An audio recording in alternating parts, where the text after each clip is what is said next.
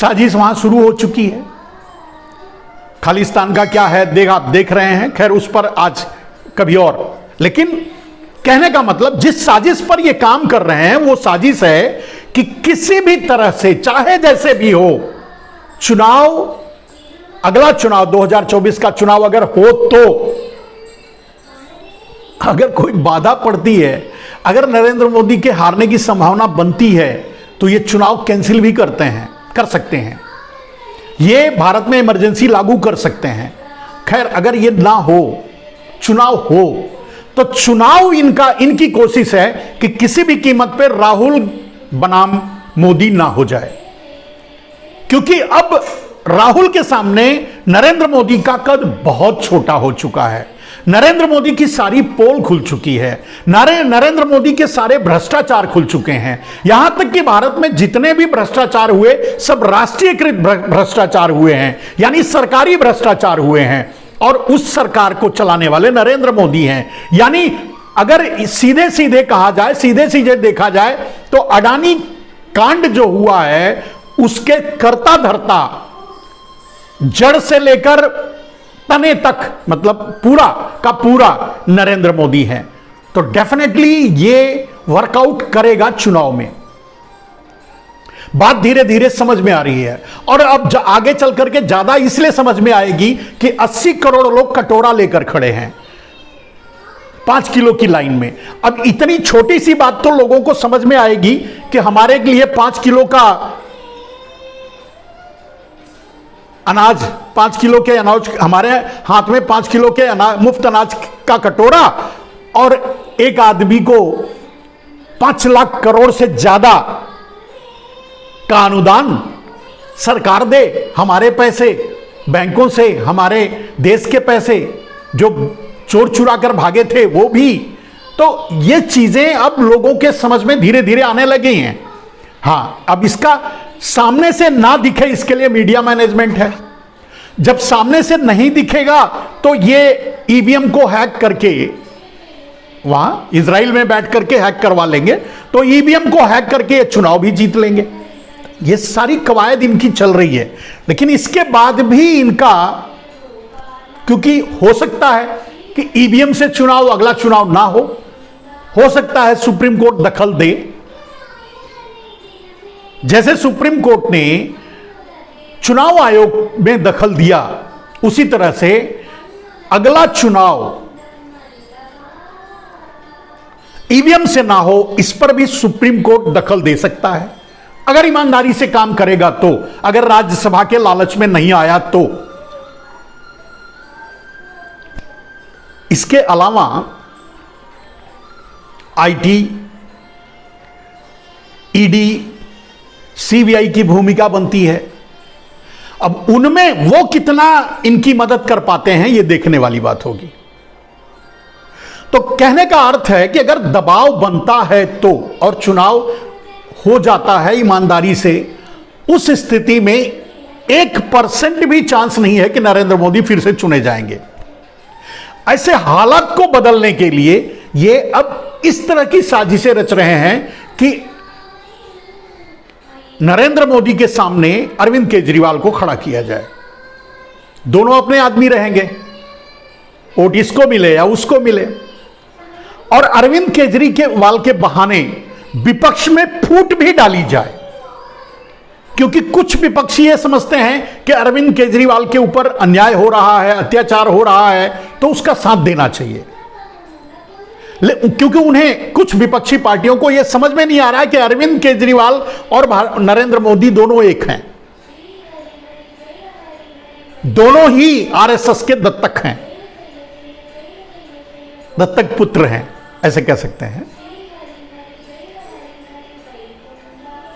तो कुछ लोगों को समझ में नहीं है, कुछ पार्टियों को भी समझ में नहीं आएगा। जिन पार्टियों को समझ में नहीं आएगा वो अरविंद केजरीवाल का साथ लेने की कोशिश करेंगे, देने की कोशिश करेंगे, या साथ मिलने की कोशिश करेंगे। कांग्रेस ये बात अच्छी तरह जानती है, हम जैसे लोग अच्छी तरह, हम पार्टी से कोई मतलब नहीं हमसे, किसी पार्टी से, हम एक स्वतंत्र आदमी हैं, एक व्यक्ति हैं बस। लेकिन हमें पता है इनकी सारी कॉन्स्पिरेसी। तो अगर कांग्रेस को यह मालूम है, वो आपके साथ कभी जा ही नहीं सकती। आप और कांग्रेस यानी अरविंद केजरीवाल और कांग्रेस कभी एक साथ आ ही नहीं सकते, क्योंकि एक आरएसएस है तो दूसरी कांग्रेस है। ऐसे हालात में कांग्रेस को पीछे धकेल करके हाइलाइट्स में, प्रचार में अरविंद केजरीवाल को सामने खड़ा कर देना, अरविंद केजरीवाल को विक्टिम साबित करना, अरविंद केजरीवाल को चुनाव में मुद्दा बना देना या अरविंद केजरीवाल बनाम नरेंद्र मोदी कर देना, यह भारतीय जनता पार्टी, मोदी जनता पार्टी के लिए 100% प्रॉफिटेबल होगा। और यही साजिश इनकी चल रही है। इसी साजिश से सावधान रहने की जरूरत है विपक्षी पार्टियों को। अगर विपक्ष में यह सोच भी बनती है कि अरविंद केजरीवाल को साथ लिया जाए, तो समझ लो नरेंद्र मोदी फिर से चुनाव जीत गए। प्रधानमंत्री अभी से मान के चलो। अरविंद केजरीवाल एक ऐसी जहरीली मतलब पार्टी है जो घातक सिद्ध होगी देश के लिए, क्योंकि वो आरएसएस की उपज है। और आपने बहुत बार इसको महसूस किया होगा कि जब भी इन्हें देश की एकता अखंडता पर बोलना होता है, तब ये आरएसएस की भाषा बोलते हैं। और बहुत बार सामने आया है। किसान बिल नरेंद्र मोदी ने जबरदस्ती संसद में लागू किया और सबसे पहला नोटिफिकेशन जारी करने वाले अरविंद केजरीवाल थे, जबकि वहां बहुत किसान भी नहीं हैं। आसपास के जो किसान हैं वो भी समृद्ध हैं और वो उनकी जमीनें तो वैसे भी सोने के भाव बिक रही हैं और उनको वो वैसे ही धनी हो चुके हैं। लेकिन अरविंद केजरीवाल ने सबसे पहले नोटिफिकेशन जारी किया। यानी अरविंद केजरीवाल मतलब आरएसएस, आरएसएस मतलब बीजेपी, बीजेपी मतलब अरविंद केजरीवाल, अरविंद केजरीवाल मतलब मोदी। इस षड्यंत्र से विपक्ष को बचना है और कांग्रेस को भी बचना है और देश को भी बचाना है।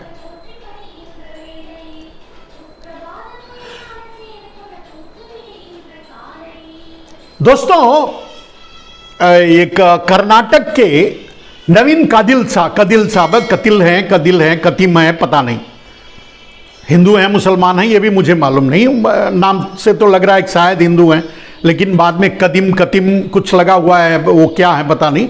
लेकिन उन्होंने राहुल गांधी को क्या कहा, वो शब्द में कहना थोड़ा अच्छा नहीं लग रहा है,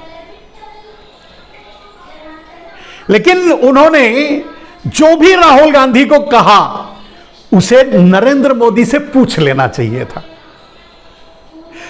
कहते ठीक है, कह लो आप राहुल गांधी को जो कहे, नवीन कदिल कर्नाटक के राहुल गांधी को जो नवीन कदिल ने कहा है, वो कहने से पहले उन्हें नरेंद्र मोदी से पूछ लेना चाहिए था, इंक्वायरी कर लेनी चाहिए थी, टेस्ट करवा लेना चाहिए था, जांच करवा लेनी चाहिए थी, उसके बाद कहना चाहिए था। खैर वो शब्द मैं नहीं कहूंगा, जाने दीजिए। आप जानते हैं सोशल मीडिया में चल रहा है। तो नवीन कदिल साहब को मेरी सलाह है कि आप पहले अपने नेताओं से भी, और कम से कम आप अपने आका यानी नरेंद्र मोदी जी से पूछ ले करके ये आरोप लगाना चाहिए था